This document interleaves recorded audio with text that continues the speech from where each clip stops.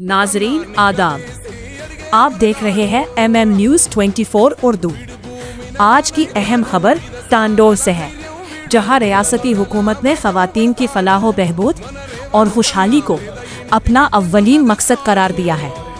तांडोर के MLA BMR ने Mahalakshmi scheme की शानदार कामयाबी पर रियासत की तमाम ख़वातीन को मुबारकबाद पेश की है।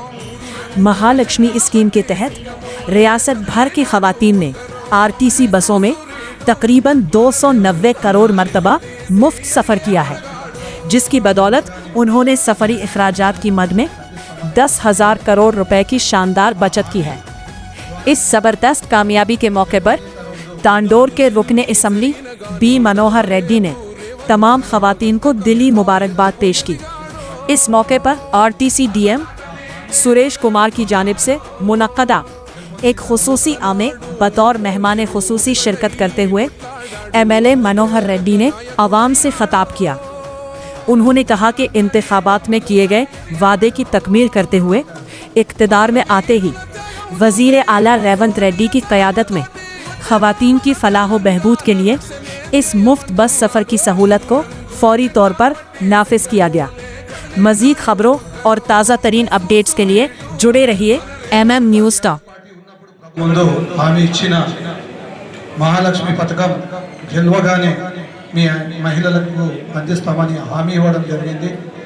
ఆ హామీ ద్వారానే గెలుపొందిన తర్వాత మన రాష్ట్ర ముఖ్యమంత్రి రేవంత్ రెడ్డి గారు మరి తక్షణమే ఈ పథకానికి అమలు చేస్తూ మరి మహిళలకు ఉచిత మహాలక్ష్మి బస్ ప్రయాణం మొదలుపెట్టారు।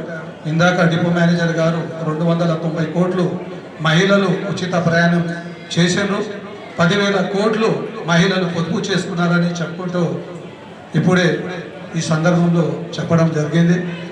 కాబట్టి కాంగ్రెస్ పార్టీ TRS పార్టీ ఉన్నప్పుడు, ప్రభుత్వం ఉన్నప్పుడు ఆర్థిక సంక్షోభం ఎంత ఉన్నా కూడా మన రాష్ట్ర ముఖ్యమంత్రి గారు ఇచ్చిన హామీలను నిలబెట్టుకోవడమే కాకుండా మరి భవిష్యత్తులో పెన్షన్లు కానివ్వండి, మరి గృహలక్ష్మి కానివ్వండి, మరి అలాగే గృహజ్యోతి కూడా ఉచితంగా మీకు 200 యూనిట్లు ప్రవేశపెట్టడం జరిగింది। దాని పట్ల కూడా చాలా మంది దానికి సద్వినియోగం చేసుకుంటా ఉన్నారు। రాబోయే రోజుల్లో కూడా మరి సామాజిక మాధ్యమాల్లో కూడా మంది ఆ మహిళలు ఉపయోగించుకున్నారంటే చాలా సంతోషమైన విషయం। నేను ఒక మహిళగా గర్వపడుతున్నాను। ఆ ప్రోగ్రాంకి ఇచ్చేసినటువంటి మన తాండూరు ఎమ్మెల్యే మనోరెడ్డన్న గారికి, వేదిక మీదున్న వైస్ చైర్మన్ గారికి చాలా శుభదినం।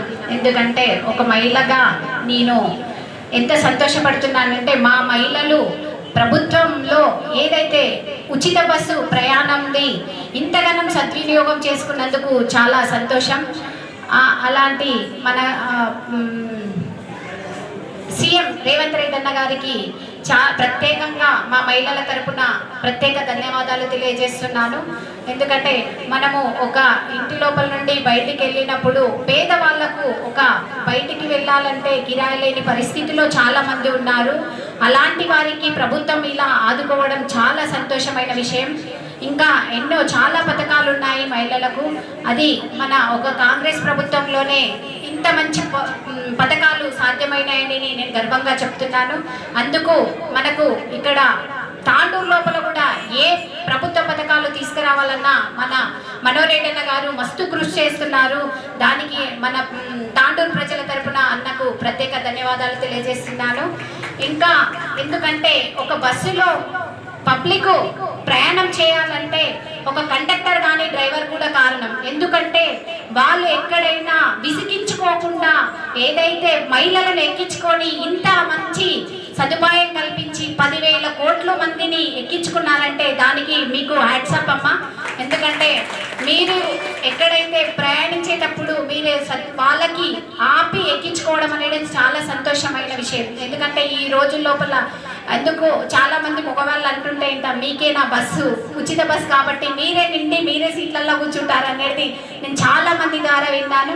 అలాంటి మందిని ఇంతమంది 10,000 కోట్లు అంటే ఆషామాషి కాదు, ఎన్నో కోట్ల రూపాయల విలువైన సొమ్ముని మనం సద్వినియోగం చేసుకున్నాం। అది చాలా సంతోషం। మీ డిపో మేనేజర్ గారికి కూడా ప్రత్యేక ధన్యవాదాలు తెలియజేస్తూ ముగిస్తున్నాను। దాదాపు డిసెంబర్ 7వ తారీఖు 2023వ సంవత్సరం ఆ రోజు నుంచి ఉచిత బస్సు అనేది స్టార్ట్ కావడం జరిగింది. మహిళలకు అందరూ కూడా యావత్ తెలంగాణలో ఉచితంగా బస్సు ప్రయాణం చేపిస్తామని చెప్పి ఎలక్షన్ల ముందు ఏదైతే మనం ప్రామిస్ చేసినామో మాట కట్టుబడి ఆ రోజే గౌరవ ముఖ్యమంత్రి గారు తొలి సంతకం పెట్టడం, ఆ రోజు నుంచి ఈ రోజు వరకు సక్సెస్ఫుల్గా నడపడం. ఈ కార్యక్రమానికి సభ అధ్యక్షుడు ఆ రోజు చాలా మంది ఎన్నెన్నో మాటలు అన్నారు. మాటలు మాట్లాడుతున్నంత ఈజీ అని చెప్పి మనిషికి చేయాలని ఒక పట్టుతో ఉండాలి. ఆ రోజు ఆర్టీసీ అనేది మనకు కనపడని రోజు. ఆ రోజు ఇప్పటికే ఆర్టీసీ నష్టాలలో ఉన్నది. ఇంకా ఉచితంగా ప్రయాణానికి మనం పర్మిషన్ ఇస్తే ఎక్కడ పోతుంది ఆర్టీసీ వ్యవస్థనే ఖరాబ్ అవుతుందని చెప్పి చాలా మంది గొప్పలు పెట్టారు. ప్రతిపక్షాలు కూడా చాలా ఎన్నెన్నో మాటలు మాట్లాడారు. మీరు మనం అందరం కూడా కలిసి ఏదైతే ఒక నిబంధనతో పనిచేయాలని చెప్పి మనం తలుచుకుంటామో గౌరవ ముఖ్యమంత్రి గారు కానివ్వండి, ఆర్టీసీ మంత్రివర్యులు పొన్నం ప్రభాకర్ గారు కానివ్వండి, ఒక పట్టుదలతోని దీన్ని సక్సెస్ చేయాలా. ఏ మహిళలున్నా వారు ఒక దేవాలయానికి పోయినా, వాళ్ళ అమ్మగారి దగ్గరికి పోవాలన్నా, వాళ్ళ తమ్ముళ్ళ దగ్గరికి అన్న దగ్గరికి పోవాలన్నా కానీ, మనం చదువుకున్నటువంటి మన పిల్లలు హైదరాబాద్లో ఉన్న కాలేజీలలో ఉన్న వాళ్ళ దగ్గర పోవడం కానీ అంతా కూడా ఉచితంగానే ఈరోజు దాన్ని సద్వినియోగం చేసుకోవడం సక్సెస్ఫుల్గా. సద్వినియోగమే కాదు, ఈరోజు దాదాపు 10,000 కోట్ల రూపాయలు ఈరోజు మహిళా సోదరుమణులందరూ కూడా ఆదా చేసుకోవడం జరిగింది. ఈ రోజు వరకు 290 కోట్ల మంది మహిళా సోదరులు ఈరోజు సోదరుమణులందరూ కూడా బస్సులో ప్రయాణం ఉచితంగా ఎక్కి దిగి ప్రయాణం చేయడం ఈరోజు వరకు జరిగింది. ఖచ్చితంగా ఈ సౌకర్యము గవర్నమెంట్ కూడా వెసులుబాటు పెట్టిన తర్వాత ప్రతి బస్టాండ్ కూడా మళ్ళీ ఒక కలకల పాత రోజులు చూస్తుంటే మనం మాకు 15-20 సంవత్సరాల కింద అప్పుడు కొట్లాడుతుంటే నా ఊరికి బస్సు కావాలా, మా ఊరికి బస్సు వస్తలేదని చెప్పి లీడర్లకు ఒక ప్రెషర్ ఉంటుండే. ఈ 10-15 సంవత్సరాల 10 సంవత్సరాల కాలంలో 10 ఈ లాస్ట్ బీఆర్ఎస్ 10 సంవత్సరాల కాలంలో ఒక్క పర్సన్ నా ఊరికి బస్సు వేయాలని చెప్పి అడిగితే మర్చిపోయాను. ఈ రోజు మళ్ళీ పాత రోజు గుర్తుకొచ్చి ఖచ్చితంగా నాకు బస్సులు వేయండి. నేను వచ్చిన తర్వాతనే ఇక్కడ ఒక 30 బస్సులు అవంతా కూడా రిజర్వేషన్ పాత తొక్కు పట్టిపోతే కొత్త 30 బస్సులు సురేష్ గాని వీళ్ళందరికీ తన కానీ అంతకుముందు డిఎం గారు చెప్తే 30 బస్సులు గౌరవ మినిస్టర్ గారికి పొన్నం ప్రభాకర్ గారికి చెప్పి 30 కొత్త బస్సులు తీసుకురావడం జరిగింది. పాత ప్లేస్లో 30 బస్సులే కాకుండా దాదాపు చాలా మటుకు ఈరోజు దేవనూరు కొత్తూరు కానివ్వండి, అడ్చర కానివ్వండి, ఈరోజు బిదర్ కానివ్వండి, గాంగాపూర్ కానివ్వండి, కొత్త రూట్లలో దాదాపు 7 రూట్లలో కొత్త సర్వీస్ కూడా కొత్త బస్సులు కూడా పెట్టడం జరిగింది. ఎక్కడ ఒక రోజు బస్సు రాకుండా ఎంబడే నాకు ఫోన్ వస్తుంది. నేను ఎంబడే మళ్ళీ మా డిఎం గారికి చెప్తా, అదే ఆడ ఇబ్బంది అవుతుందట, వాళ్ళకి ఇబ్బంది పెట్టొద్దని చెప్పి. దీనికి అంతటి కూడా ఈరోజు మన ప్రజాప్రభుత్వం గౌరవ ముఖ్యమంత్రి గారు మళ్ళీ ఆర్టీసీని ఏ విధంగా ముందుకు తీసుకెళ్లాలా, ఈ ఆర్టీసీలో దానికి నమ్ముకున్నటువంటి చాలా మంది కార్మికులు ఉన్నారు. అధికారులకు కూడా వారి లైసెన్స్ పెట్టాలా. ఎందుకంటే ఒక చిన్న పని చేసి కొత్త పని చేయాలంటే మళ్ళీ దానికి అడిషనల్ గా స్టాఫ్ కావాలా, మళ్ళీ కొత్త బస్సులు కావాలని చెప్పి కొత్త కావాలని చెప్పి మళ్ళీ కొడుతుందా ఉన్నటువంటి మౌలిక సదుపాయాలతో ఎక్కడ కూడా మళ్ళీ ఇంప్రూవ్ పెంచకుండా మనం పాత బస్సులు ఉంటే పాత బస్సులో ప్లేస్ కొత్తవి తీసుకున్నాం. అడిషనల్ గా బస్సులు ఇవ్వకుండా కూడా ఈ రోజు ఆర్టీసీని మళ్ళీ లాభాల బాటలో నడిపించుకుంటూ అందరి మనలను వదుకుంటూ కొద్దిగా అక్కడక్కడ ఒకసారి కొద్దిగా ట్రాఫిక్ ఇబ్బంది ఉన్నప్పుడు ఉండొచ్చు. ఇది ఇంతకుముందు మనం టాప్ డాక్టర్ సర్వీస్ కూడా ఎక్కినాం. చాలా మటుకు ఊర్లలో ఇంతకుముందు టాప్ సర్వీస్లో కూడా వచ్చినాం. అంతా లేకుండా కొద్దిగా పాడక అక్కడ లేకుండా కూడా ఎక్కడికక్కడ అవసరం అనుకుంటే ఇంకా కొన్ని బస్సులు కూడా తెప్పించి ఏ ఒక్కరికి ఇబ్బంది కాకుండా ప్రయాణికులకు ఇబ్బంది లేకుండా ఈరోజు ప్రయాణం మీకు సౌకర్యం కల్పిస్తాం. దీనికి సహకరించినటువంటి ఆర్టీసీ సిబ్బందికి మరొకసారి వారికి ధన్యవాదాలు తెలుపుకుంటూ ఈరోజు మహిళలకు అందరూ కూడా మరొకసారి శుభాకాంక్షలు తెలుపుకుంటూ ఇదే సక్సెస్ఫుల్గా చేయాలి, మీ అందరూ కూడా సహకారం ఉండాలని చెప్పి కోరుకుంటూ నాకు అవకాశం ఇచ్చిన వారందరూ కూడా మనస్ఫూర్తిగా ధన్యవాదాలు తెలుపుకుంటూ ముగించుకుంటున్నాను. Thank you. చాలా విలీనము అనేది మా కార్మికుల యొక్క ఉంది సార్. మీరు ఇది సీఎం గారి దృష్టికి తీసుకోవాల్సిందిగా విజ్ఞప్తి చేస్తున్నాం సార్.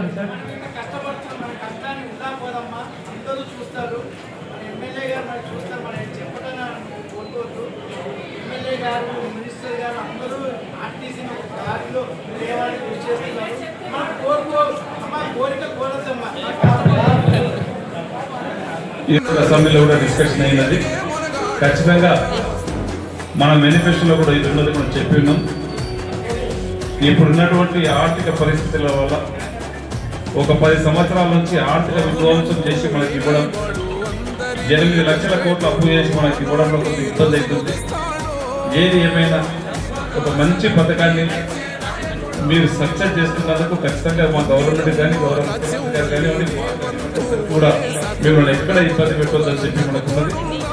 ఖచ్చితంగా మీకున్నటువంటి పిఆర్సీ కానీ ఏదైతే మన సంస్థని ఎక్కడ మన గవర్నమెంట్తో కలుసుకుంటామని చెప్పి ఏదైతే చెప్పినామో ఖచ్చితంగా ఆ దిశగా తొందరగానే చేస్తామని చెప్పి కూడా గౌరవ ముఖ్యమంత్రి గారికి మరొకసారి కూడా తీసుకెళ్తామని చెప్పి కూడా చాలా